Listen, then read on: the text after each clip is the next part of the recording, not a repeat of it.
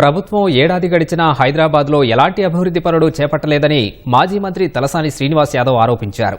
ప్రజల నుంచి ఎంత ఒత్తిడి వస్తున్నా గ్రేటర్లోని బీఆర్ఎస్ ప్రజాప్రతినిధులంతా బాధ్యతతో వ్యవహరిస్తున్నారన్న తలసాని ఎలాంటి గొడవలకు దిగడం లేదన్నారు. హైదరాబాద్లో ప్రజా సమస్యలు, అభివృద్ధి పనులపై నగర బీఆర్ఎస్ ప్రజాప్రతినిధులు జీహెచ్ఎంసీ ప్రధాన కార్యాలయానికి వచ్చారు. కమిషనర్ ఇలంబర్తిని కలిసి వినతిపత్రం అందజేశారు. ప్రజలు ఎదుర్కొంటున్న సమస్యలను పరిష్కరించేందుకు ప్రాధాన్యత ఇవ్వాలని విజ్ఞప్తి చేశారు.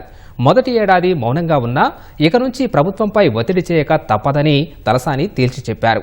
మేయర్ విజయలక్ష్మి అవిశ్వాస తీర్మానంపై త్వరలో తుది నిర్ణయం తీసుకుంటామని తలసాని వెల్లడించారు. సిఎస్ఆర్ ఫండ్ కింద ఒక కార్యక్రమం చేస్తే అక్కడ ఉన్న గౌరవ ఎమ్మెల్యేను కూడా పిలవకపోవడం, కొంతమంది అధికారులు ఫోన్లు ఎత్తకపోవడం, నంబర్లు బ్లాక్ చేయడం ఇటువంటివి జరుగుతున్నాయని వారి దృష్టికి వెళ్ళడం జరిగింది. ప్రజల అవసరాలను దృష్టిలో ఉంచుకొని అన్ని విషయాలు వారికి చెప్పడం జరిగింది. నెక్స్ట్ టైం నుంచి మాత్రం తప్పకుండా ఒత్తిడి పెంచుతాం. ఇప్పుడు ఉన్నటువంటి బడ్జెట్ కూడా చాలా తగ్గిపోయి ఇబ్బందులు పడుతున్నటువంటి మా దగ్గర ఫతేనగర్ బ్రిడ్జు, అదేవిధంగా Sanath Nagar industrial under pass ఒకటి, అవన్నీ ఎక్కడేసినా గొంగలు అక్కడ అనే విధంగా ఉన్నాయి. మేమందరం చెప్పేది ఒకటే, గవర్నమెంట్ మంచి కార్యక్రమం చేస్తే సపోర్ట్ చేస్తాం.